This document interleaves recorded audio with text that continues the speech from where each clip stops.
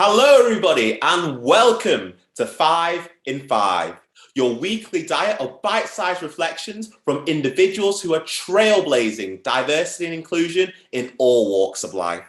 My name is Nile Henry, and I'm your host of 5 in 5. Today, I am joined by James Dornor, who is an electronic support engineer for a Formula One team and has worked in the motorsport and automotive sector for 12 years.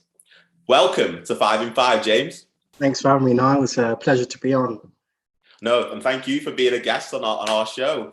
We're going to go straight into the questions here, James. Sure. So the first one is, what do you think is one of the largest barriers to diversity in motorsport?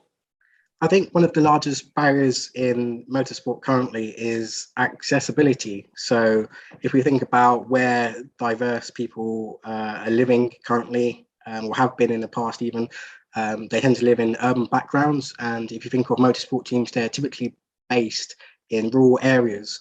If I was to give a stat, for example, 32% of ethnic minority students in engineering graduate, and that number is 32%. If you think about the actual number that are actually employed in the industry within the first 18 months, that's only 9%. So we have the people there in terms of doing the degree or doing a course in engineering. However, the accessibility into it isn't as apparent in terms of when you compare the numbers obtaining a degree and getting a job within the sector.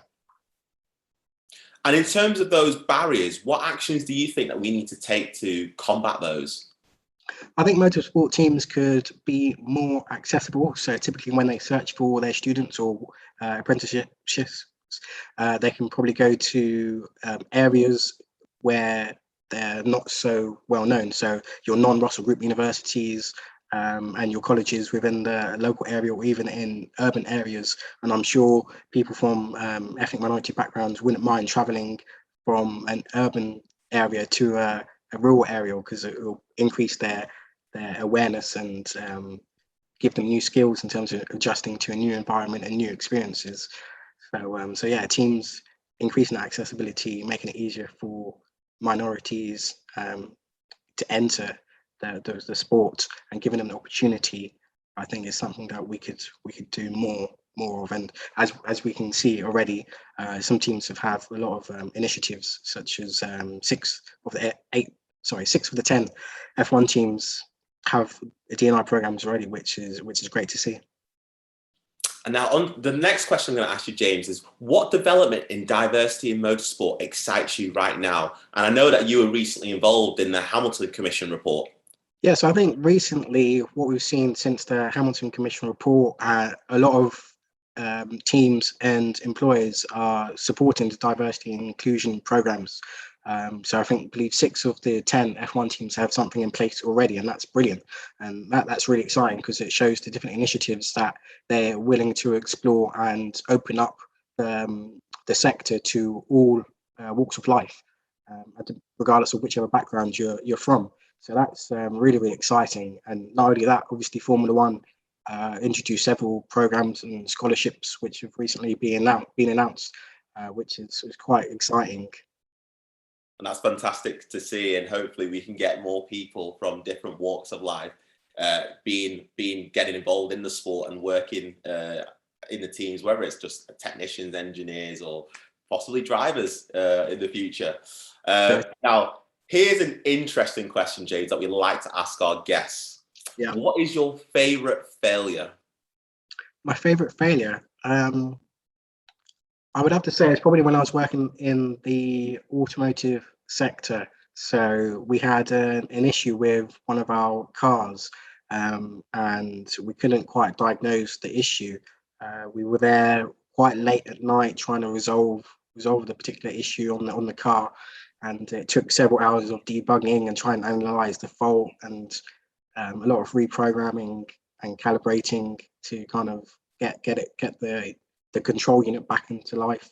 Eventually we found what was wrong, and as a group, as a collective, we were able to resolve the issue, get the car built and finished, and it was able to depart to its customer in time. So that was quite a pleasing solution to a major issue that we faced.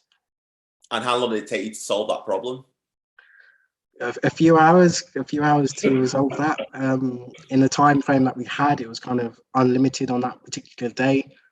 It was a case of working towards the target to get it resolved before the end of the week, and we succeeded in that. Fantastic. And now the last question, James, and this is a random question. We're going to ask the audience, our guests. If you could meet any celebrity, past or present, who would it be and why?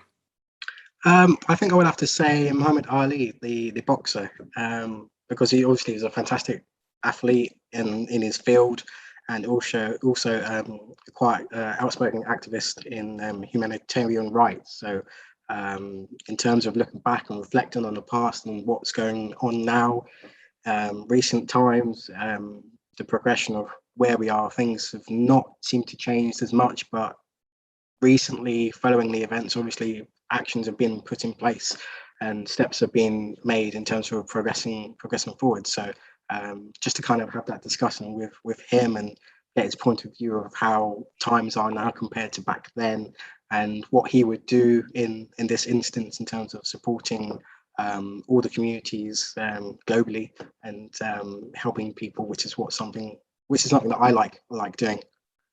No, Muhammad Ali was one of the greatest of all times. And I suppose you may ask him for a bit, what was his secret technique to his boxing style? yeah, definitely. I would throw a haymaker. No, but James, thank you so much. That's all we've got time for. Thank you for coming on and being a guest on 5 and 5.